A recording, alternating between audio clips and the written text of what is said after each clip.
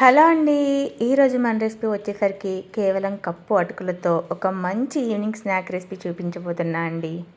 ఇవి బయట క్రిస్పీగా లోపల సాఫ్ట్గా ఆయిల్ అనేది అస్సలు పీల్చకుండా స్పైసీగా భలే ఉంటాయండి.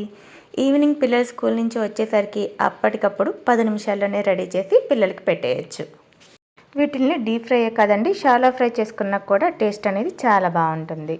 నేను మీ Janu, welcome to Janu's kitchen world. ఈ రెసిపీ కోసం ముందుగా ఒక మిక్సింగ్ బౌల్ తీసుకొని దాంట్లోకి 1 కప్పు లావు అటుకుల్ని యాడ్ చేసుకోండి. ఇందులోకి వాటర్ పోసుకొని 2-3 సార్లు శుభ్రంగా కడిగి వాటర్ అన్నీ వంపేసి ఒక 10 నిమిషాల పాటు పక్కన పెట్టేసేయండి. ఈ అటుకుల్ని మనం కడిగినప్పుడు అటుకులు అనేది కొద్దిగా వాటర్ని పీల్చుకుంటాయి కదండి. ఆ వాటర్తోనే ఈ అటుకులు అనేది నానిపోతాయి. ఎక్స్ట్రా వాటర్ ఏమీ యాడ్ చేయాల్సిన అవసరం లేకుండా ఈ అటుకుల మీద మూత పెట్టి ఒక 10 నిమిషాల పాటు పక్కన ఉంచేసేయండి. ఈ అటుకులు నానేలోపు ఒక పెద్ద సైజు బంగాళాదుంపని ఈ విధంగా తురుముకొని వాటర్లోకి యాడ్ చేసి రెడీగా పక్కనుంచండి. ఇప్పుడు మిగతా ప్రాసెస్ చూద్దాం.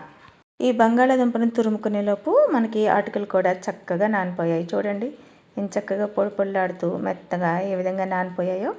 ఇప్పుడు వీటిల్ని చేత్తో ఈ విధంగా గట్టిగా ప్రెస్ చేసుకుంటూ నలపండి.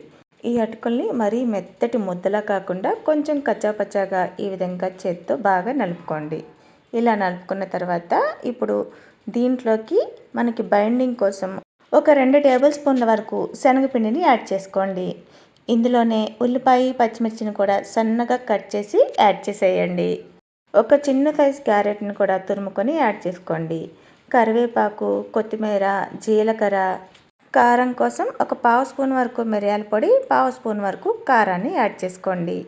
ఒక 1/2 స్పూన్ వరకు పసుపు, 1/2 స్పూన్ వరకు హోమ్మేడ్ గరం మసాలా, టేస్ట్కి తగినట్లుగా ఉప్పు కూడా యాడ్ చేసుకుని 1 టేబుల్ స్పూన్ ఆయిల్ని కూడా యాడ్ చేసుకోండి.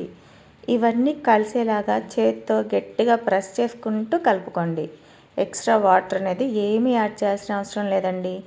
ఈ పిండిలో మనం క్యారెట్, కొత్తిమీర, ఉల్లిపాయ ఇవన్నీ యాడ్ చేసాం కదా, అందులో ఉన్న వాటర్ కంటెంట్తోనే మనకి పిండి అనేది ముద్దలాగా వచ్చేస్తుందండి.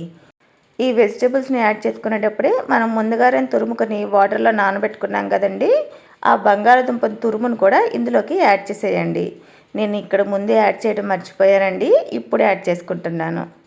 ఇక్కడ బంగాళాదుంపని ఈ విధంగా సన్నగా తురుముకునైనా యాడ్ చేసుకోవచ్చు, లేదంటే ఉడకపెట్టైనా యాడ్ చేసుకోవచ్చు.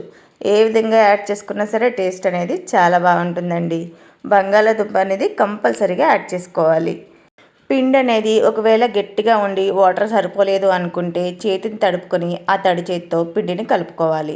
చూడండి, పిండి కన్సిస్టెన్సీ అనేది ఈ విధంగా ఉండాలి.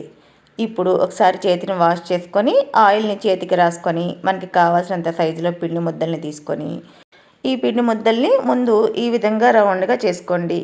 ఇప్పుడు ఇంకొక చేతి మీద ఈ రౌండ్ ముద్దల్ని వేసుకొని ఈ విధంగా ఫ్లాట్గా స్ప్రెడ్ చేసుకోండి.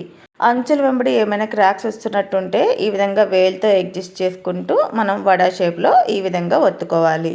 ఇదే విధంగా మిగిలిన పిండి మొత్తాన్ని కూడా ఈ విధంగా వడల షేప్లో ఒత్తుకొని రెడీగా పక్కనుంచుకోండి. వీటిని మనం డీప్ ఫ్రై అయినా చేసుకోవచ్చు, షాలో ఫ్రై అయినా చేసుకోవచ్చు. వీటిని ఫ్రై చేసుకోవడం కోసం ముందుగా స్టవ్ వెలిగించుకొని వెడల్పాటి ప్యాన్ని పొయ్యి మీద పెట్టి షాలో ఫ్రైకి తగినట్లుగా ఒక 2-3 టేబుల్ స్పూన్ల వరకు ఆయిల్ వేసుకొని ఆయిల్ హీట్ అయిన తర్వాత ఫ్లేమ్ని మీడియంలో ఉంచుకొని మనం చేసుకున్న ఈ వడల్ని యాడ్ చేసుకోండి.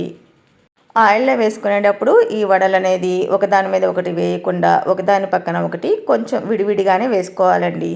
అదేవిధంగా ఆయిల్ అనేది బాగా హీట్ అయిన తర్వాత ఫ్లేమ్ని మీడియంలోకి అడ్జస్ట్ చేసుకుని మాత్రమే ఈ వడల్ని యాడ్ చేసుకోండి.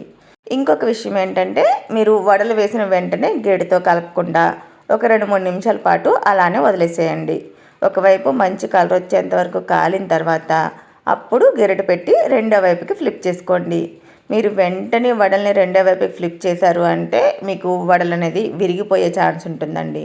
ఒకవైపు కాస్త కాలిన తర్వాత అప్పుడు రెండో వైపుకి ఫ్లిప్ చేసుకోండి. రెండో వైపు కూడా కాస్త కలర్ వచ్చేంత వరకు కాల్చుకొని అటు ఇటు తిప్పుకుంటూ రెండు వైపులా మంచి గోల్డెన్ బ్రౌన్ కలర్ వచ్చేంత వరకు ఫ్రై చేసుకోండి.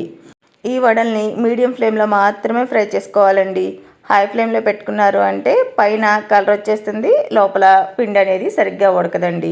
మీడియం ఫ్లేమ్లో కాల్చుకున్నారంటే మీకు వడ అనేది లోపల వరకు ఫ్రై అయ్యి టేస్ట్ అనేది చాలా బాగుంటుంది. చూసారా, ఈ విధంగా ఫ్రై అయిన తర్వాత ఇప్పుడు ఒక స్ట్రైనర్ని తీసుకొని ఆ స్ట్రైనర్ సహాయంతో ఈ వడల్ని ఆయిల్ నుంచి సపరేట్ చేసేయండి. ఈ వడలు అనేది ఆయిల్ అస్సలు పీల్చవండి.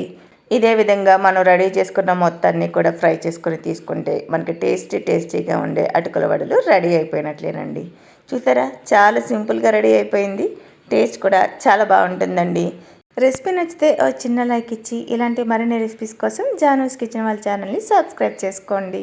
Thank you for watching.